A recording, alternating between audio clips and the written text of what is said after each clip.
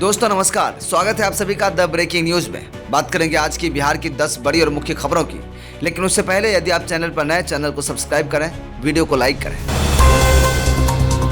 आज कटिहार में वोटर अधिकार यात्रा के दौरान राहुल गांधी ने बीजेपी और आरएसएस पर जमकर हमला बोला है। सभा में उन्होंने साफ कहा कि देश में दो विचारधाराएं चल रही है, एक जो संविधान को मानती है और दूसरी जो भेदभाव करती है। बीजेपी चाहती है कि दलित हमेशा सबसे नीचे रहें, ओबीसी और ईबीसी दबे रहें और देश का सारा धन 10-15 अमीर लोगों के हाथों में रहे।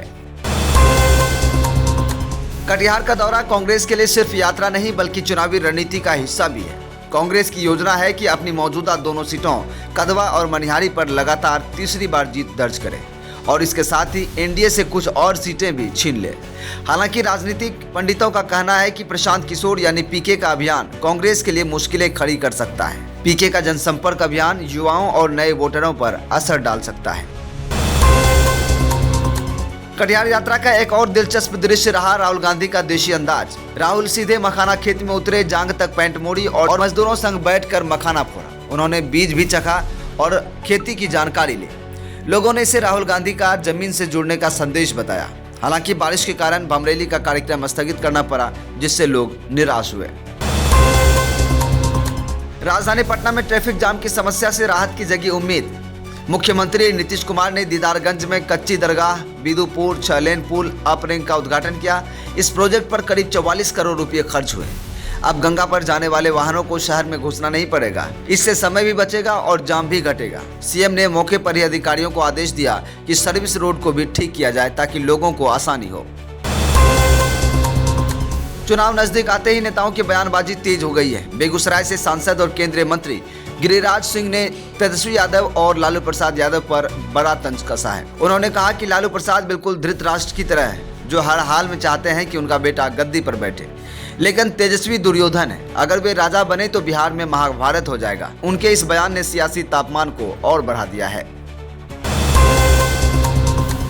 गिरिराज सिंह के बयान पर तेजस्वी यादव का पलटवार। तेजस्वी यादव भी पीछे नहीं हटे। उन्होंने प्रधानमंत्री नरेंद्र मोदी पर जोरदार हमला बोला। तेजस्वी ने कहा कि पीएम मोदी जुमलों का सुपरमार्केट है और झूठ के थोक विक्रेता है, झूठ की फैक्ट्री है। उन्होंने एनडीए को नया नाम दे दिया है। उन्होंने नाम दिया कि एनडीए का मतलब नहीं देंगे अधिकार है। तेजस्वी यादव बोले, जब अधिकार ही नहीं देंगे तो एनडीए का मतलब ही क्या। उनके इस बयान पर सोशल मीडिया पर खूब चर्चा हो रही है।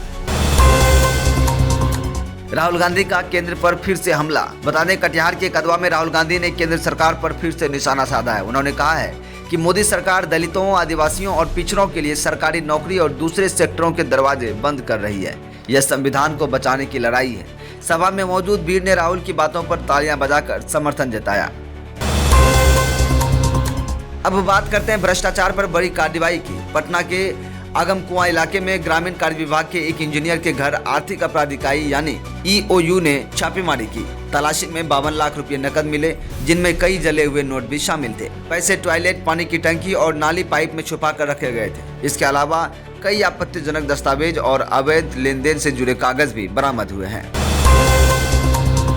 सहरसा जिले के सिमरी बख्तियारपुर विधानसभा क्षेत्र में हुई चौपाल में जनता ने नेताओं को घेर लिया। लोगों ने शिकायत की, यहाँ सड़कें टूटी है, अस्पतालों में सुविधा नहीं है, पीने का साफ पानी नहीं है, ऊपर से हर सरकारी दफ्तर में अफसरशाही और बिचौलिया का दबदबा है। जनप्रतिनिधियों और जनता के बीच बहस भी हुई। लोगों ने कहा कि सरकार चाहे किसी की भी हो, जमीनी हालात नहीं बदल रहे।